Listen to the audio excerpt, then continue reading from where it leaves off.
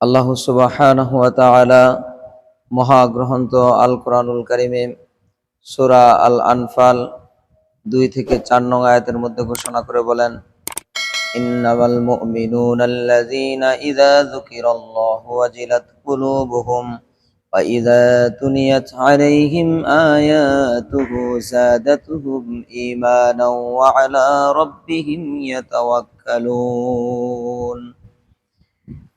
নিশ্চয়ই মুমিন তো তারাই হলো মুমিন যাদের সামনে মহান রব্বুল আলামিনের কথা স্মরণ করলে তাদের অন্তর ভীত সন্ত্রস্ত হয়ে যায়। ওয়াজিলাত কুলুবুহুম, তাদের অন্তর ভয়ে কেঁপে ওঠে। ওয়াইযা তুলিয়াত আলাইহিম আয়াতুহু যাদাতহুম ঈমানাও ওয়া আলা রাব্বিহিম ইয়াতাওয়াক্কালুন।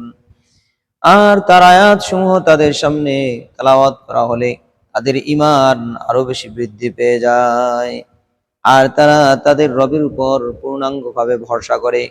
ওয়ালা রব্বিহিম ইয়াতাওয়াক্কালুন, তারা তাদের রবের উপর ভরসা করে। আল্লাহ রাব্বুল আলামিনের উপরে বললেন, আল্লাযীনা ইউকিমুনাস সালাহ, তারা সালাত প্রতিষ্ঠা করে। ওয়া মিম্মা রাযাকনাহুম ইউনফিকুন, আর আমি তাদেরকে যে রিজিক দিয়েছি তা থেকে তারা ব্যয় করে। আল্লাহ রাব্বুল আলামিন প্রায় জায়গায় এই কথাটি উল্লেখ করেছেন, আল্লাযীনা ইউকিমুনাস সালাহ ওয়া মিম্মা রাযাকনাহুম ইউনফিকুন। এর অর্থ হচ্ছে আল্লাহ সুবহানাহু ওয়া তাআলা সালাতকে তার হক অর্থাৎ হকুল্লাহ হিসাবে বান্দার কাছ থেকে গ্রহণ করেন, আর হকুল ইবাদ হিসাবে আল্লাহ তাআলা দান সদকাকে হকুল ইবাদের মাধ্যমে একজন মুমিন ব্যক্তি পরীক্ষার মাধ্যমে তার সম্পূর্ণ ঈমানকে পরিপূর্ণ করে নেবে আল্লাহর ইবাদত এবং দান সদকার মাধ্যমে। অর্থাৎ যে ব্যক্তি দান সদকা করবে সে ব্যক্তি সালাত পড়বে, সালাত আদায় করবে কিন্তু দান সদকা করবে না, তাহলে সে পূর্ণ হবে না। দান সদকা করবে কিন্তু সালাত করবে না, তাহলে সে পূর্ণ হবে না।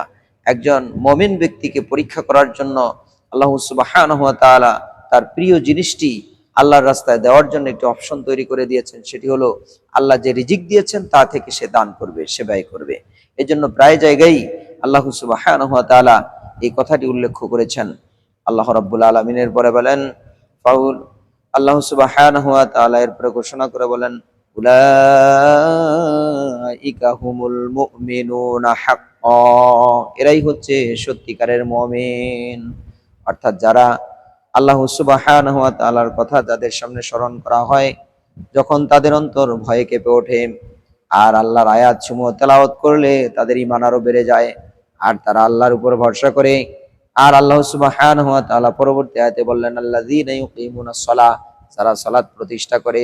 ওয়া মিম্মা রাযাকনাহুম ইউনফিকুন, আর আমি যে রিজিক দিয়েছি তা থেকে তারা আমার রাস্তায় ব্যয় করে।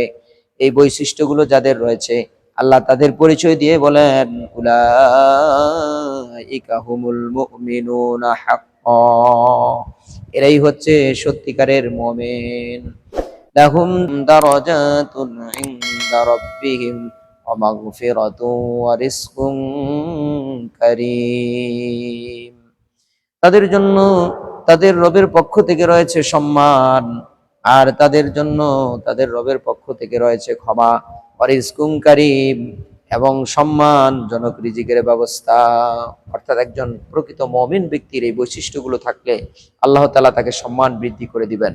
আর আল্লাহ তাআলা নিজে ঘোষণা করেছেন ওই ব্যক্তি সত্যিকারের মুমিন, প্রকৃত মুমিন হিসাবে তৈরি হবে যার ভিতরে এই বৈশিষ্ট্যগুলো থাকবে।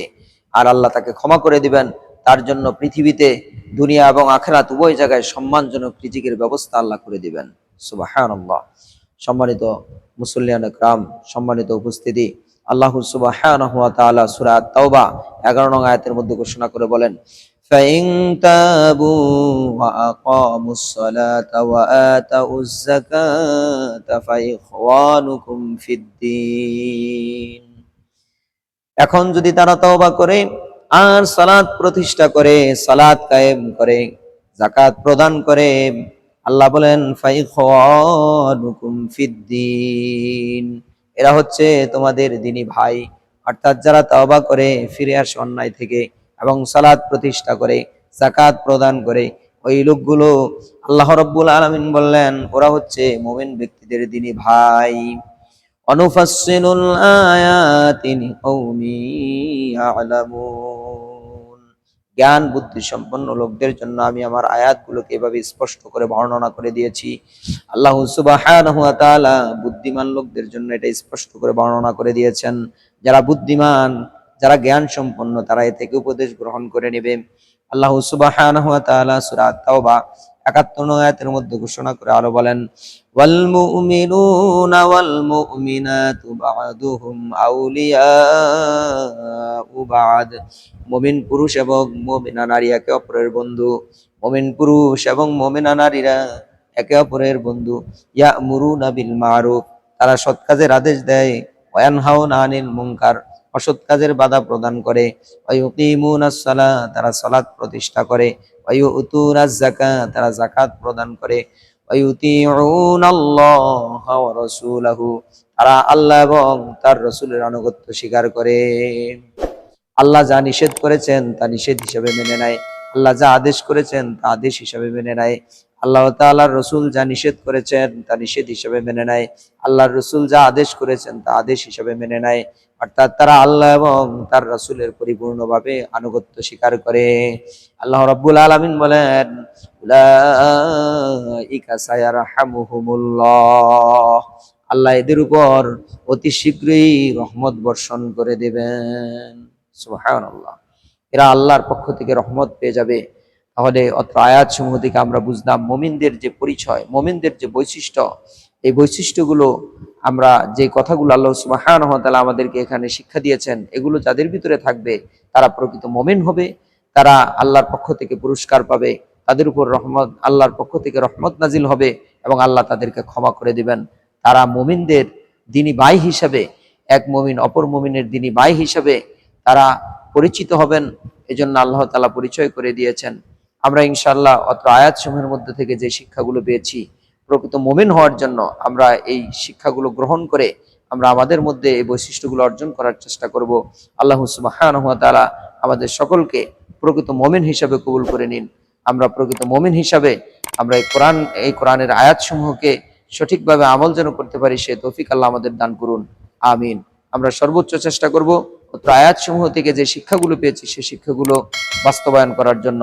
আল্লাহ তাআলা আমাদের সহজ করুন। আমিন।